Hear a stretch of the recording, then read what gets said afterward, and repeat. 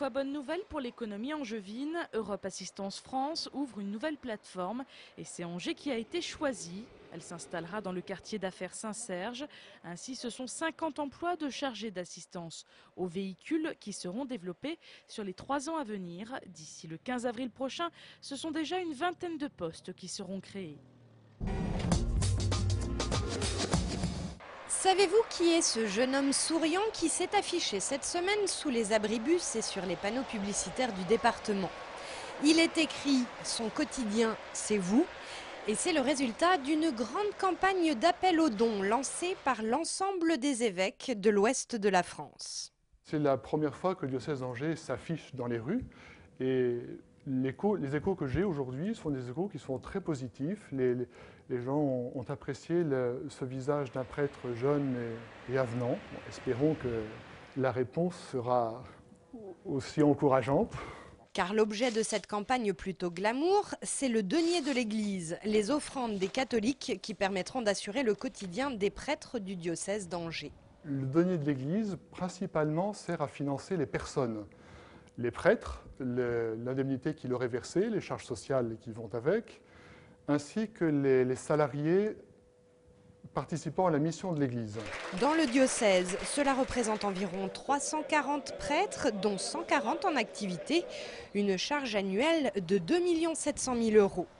Le denier de l'Église et les participations des donateurs permettent de collecter chaque année un peu plus de 2 millions d'euros sur le diocèse, une bonne partie de ce qui permettra d'assurer la vie matérielle de l'Église.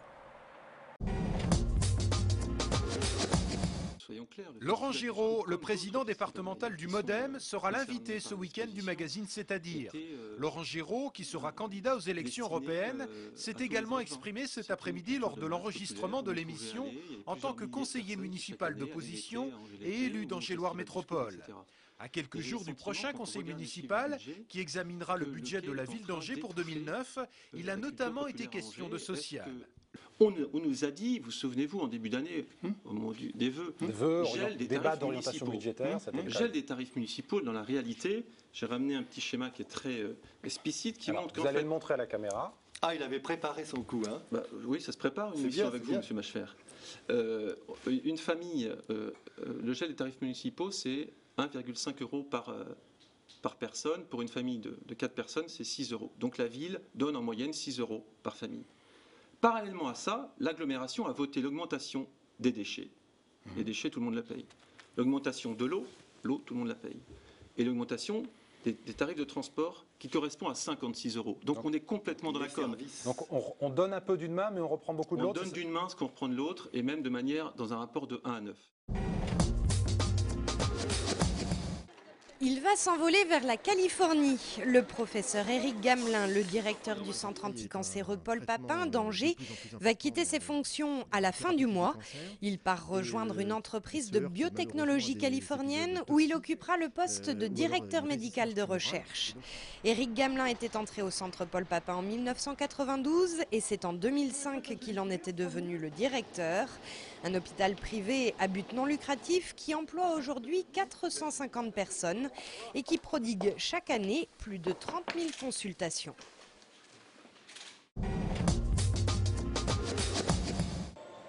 Le 46e salon de la voiture d'occasion s'est ouvert ce matin au parc des expositions d'Angers.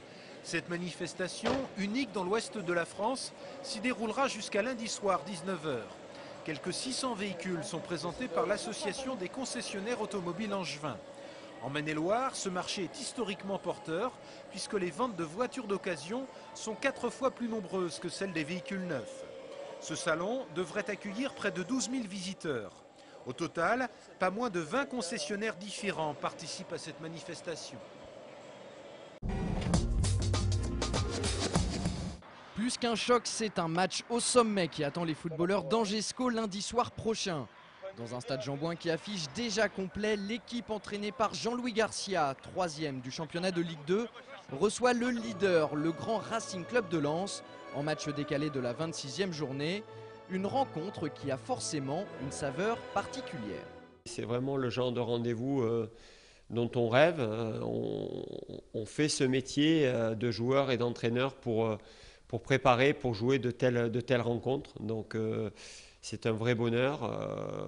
Qui aurait pu penser en début de saison que ce serait le match au sommet du championnat, premier contre troisième. Donc c'est un vrai régal de préparer ce type de rencontre. Maintenant, ce qui est beau aussi, c'est d'être capable d'évoluer à son meilleur niveau ce jour-là. Poussés par plus de 14 000 spectateurs, nul doute que les Angevins seront présents pour ce grand rendez-vous. Sans compter qu'au match aller, les hommes de Jean-Louis Garcia ont subi à Bollaert leur plus lourde défaite de la saison en encaissant un cinglant 3-0. Autant vous dire qu'il y a comme une envie de revanche dans l'air. En cas de victoire lundi soir, les Angevins seraient en plus assurés de rester sur le podium de la Ligue 2 et donc dans la course à la montée en Ligue 1. Et puis, un succès sur l'Ogre lensois permettrait tout simplement de transformer cette rencontre de gala en une fête exceptionnelle.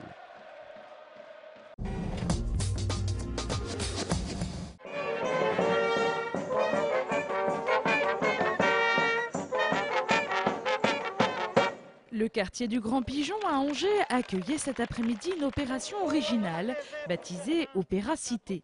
Entre fanfares, chants et récits, les habitants ont pu suivre une déambulation dans leur quartier et en apprendre l'histoire. Ce projet culturel tourne autour d'un opéra grandeur et décadence de la ville de Mahagoni, proposé la semaine prochaine par Angers Nantes Opéra. L'idée étant toujours de démocratiser cet art.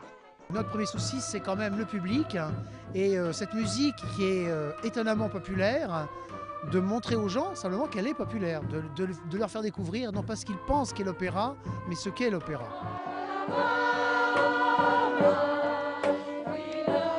À l'issue de cette journée, le projet culturel n'est pas fini, puisque 50 personnes du quartier du Grand Pigeon vont assister à l'opéra le 15 mars prochain.